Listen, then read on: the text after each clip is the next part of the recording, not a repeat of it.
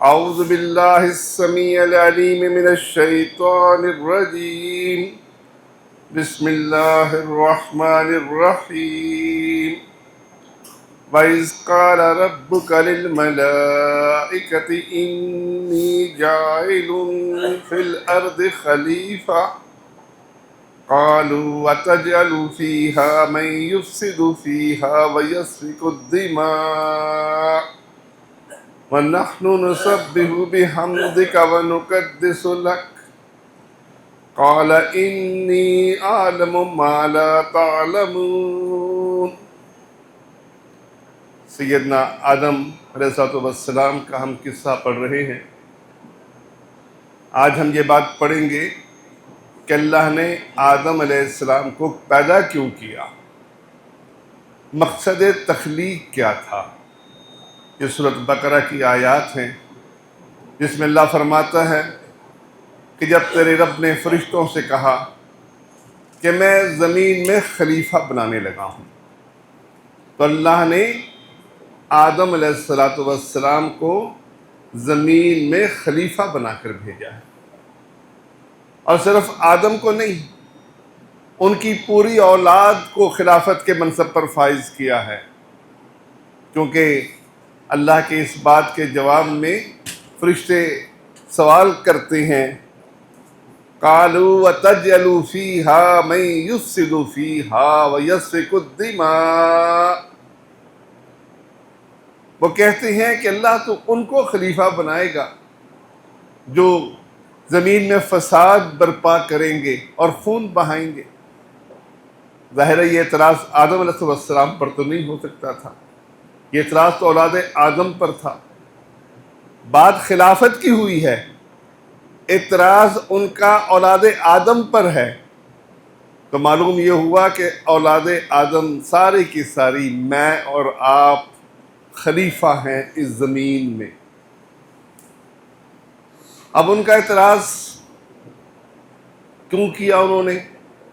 یقیناً اللہ نے ان کو علم دیا، اللہ ہی نے ان کو خبر دی کہ ان کی اولاد کو جب اختیارات ملیں گے خلافت کے ساتھ، میں ان کو کچھ اختیار دوں گا، اور ان اختیارات کو بعض لوگ ان کی اولاد میں سے وہ غلط استعمال کریں گے، وہ خون بہائیں گے، وہ فساد برپا کریں گے، تو یہ اللہ نے ان کو علم دیا۔ اس کے جواب میں وہ پھر عرض کرتے ہیں، وَنَحْنُ نُسَبِّحُ بِحَمْدِكَ وَنُقَدِّسُ لَكَ۔ اللہ اگر ان کو خلیفہ بنانے کا مقصد یہ ہو کہ تیری حمد بیان ہو، تیری پاکی اور بزرگی بیان ہو، تو یہ تو ہم کام کر رہے ہیں۔ اگر تیری عظمت کا بیان مقصود ہے تو یہ کام تو اللہ ہر وقت ہم کرتے ہیں، تیرے حکم کے مطابق ہر وقت ہم بچھے ہوئے ہیں، تیری تعریفیں ہم ہر وقت کرتے ہیں۔ تو اگر یہ مقصود ہو تو پھر تو ہم موجود ہیں، اس کو خلیفہ کیوں بنایا جا رہا ہے؟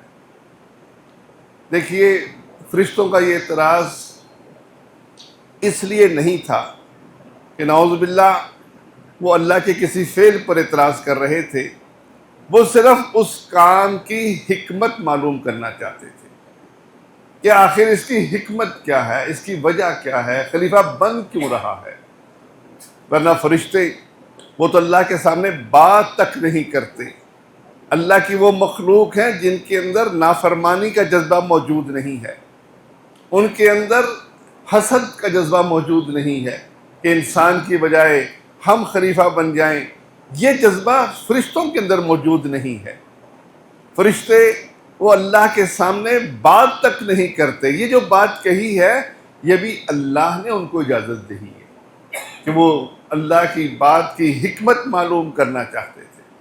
اللہ نے ان کے جواب میں فرمایا، قال انی اعلم ما لا تعلمون، کہ جو میں جانتا ہوں تم نہیں جانتے، اس کی حکمت تمہاری سمجھ میں نہیں آ سکتی۔